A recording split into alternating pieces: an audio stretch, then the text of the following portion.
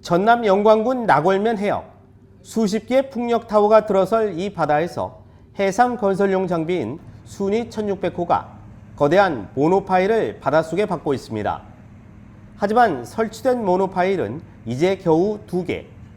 예정대로 작년 11월에 공사를 시작했다면 지금쯤 12개 이상 설치됐어야 하지만 진척은 지지부진합니다.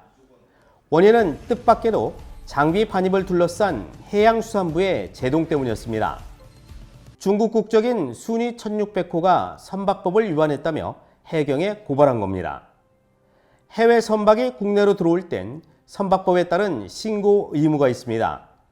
하지만 순위 1600호는 선박이 아닌 장비로 세관에 신고돼 43억 원의 관세를 내고 정식 통관됐습니다.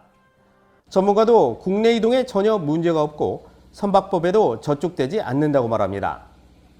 특수선박 같은 경우엔 뭐 정기 운항이나 이런 걸 하기 위한 배의 내용이 아니니까 오히려 특수선박으로 정확하게 과세도 잘 했고 갑작스럽게 중국 선적으로 뭐 그 플래그십을 보고 그 어떤 운항 관리를 해야 되는 배처럼 그 바뀌었다면 그때 당시 법 적용을 하기 위해서 해석한 사람이 좀 무리수를 둔 것 같은 판단이 되거든요. 어떤 화물선이나 우리가 이제 일반 선박으로 봤을 때는 그렇게 따지면 관세가 없이 들어올 수 있는 내용이잖아요. 그런데 이건 특수선박으로 정확하게 세관에 신고했고 세관도 그걸 인정해서 관세를 다 납부를 하고 배가 들어왔단 말이죠.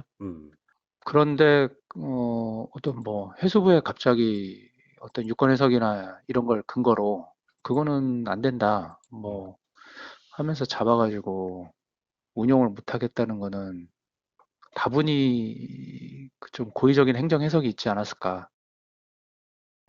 업체 측은 해수부와 사전 구두 협의를 거쳤고 선박이 아닌 장비로 반입하면 문제없다는 안내도 받았다고 밝힙니다.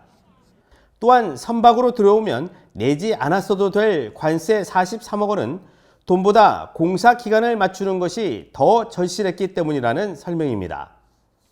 당시 해수부 실무자에게 순위 1600호를 선박으로 들여올 때와 장비로 들여올 때 등에 대한 장단점을 구두로 설명을 들었습니다.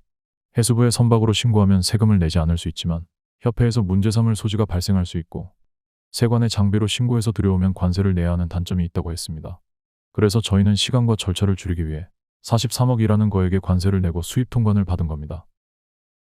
그런데도 해수부는 지난해 10월 31일 정식 통관된 순위 1600호를 선박법 위반 혐의로 해경에 고발했습니다.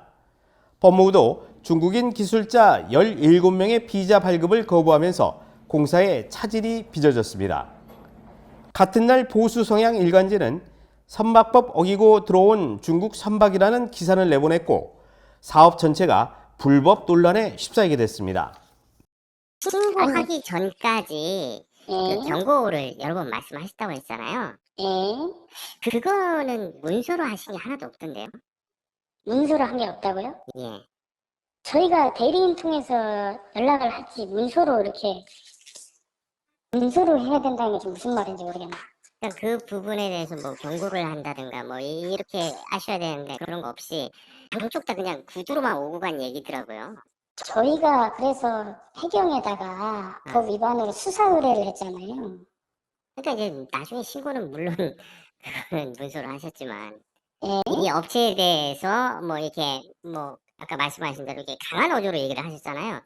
뭐 그런 것들에 대해서 뭐 문서를 낭비라는 그거는 좀 아니 여러 번 얘기가 이렇게 오고 갔는데도 불구하고 저쪽에서 저렇게 이렇게 말을 안 들으면 내가 선박으로 말을 꼭 안 들어서 수사 붙잡아야겠다. 의뢰를 했지 않습니까 저희가. 말을 안 들어서 수사 의뢰를 했지 않습니까. 그동안 아무런 문제 없이 진행되던 해상풍력 사업. 정부의 태도가 하루아침에 180도 달라지며 사업은 6개월 동안 멈춰섰습니다. 다시 재개되는 과정에 모든 결제는 해당 부처 장관까지 올라가는 기이한 일이 벌어졌습니다. 마지막에 비자 나올 때 어떤 행위까지 갔냐면 장관 결제를 받았습니다. 법무부 장관, 산업부 장관의 결제를 받았어요. 고용추천서 요구까지 장관 결제를 받았습니다. 인력 몇 명을 들여오는데 장관 보고가 있을 수 없죠. 그럼 합리적인 의심을 할 수밖에 없는 거죠. 용산에서 관여한 것밖에 없습니다. 누가 왜 이 사업에 제동을 걸었는지 그 배경과 의도에 대해 심층 취재를 이어가겠습니다. 굿모닝 충청 최영규입니다.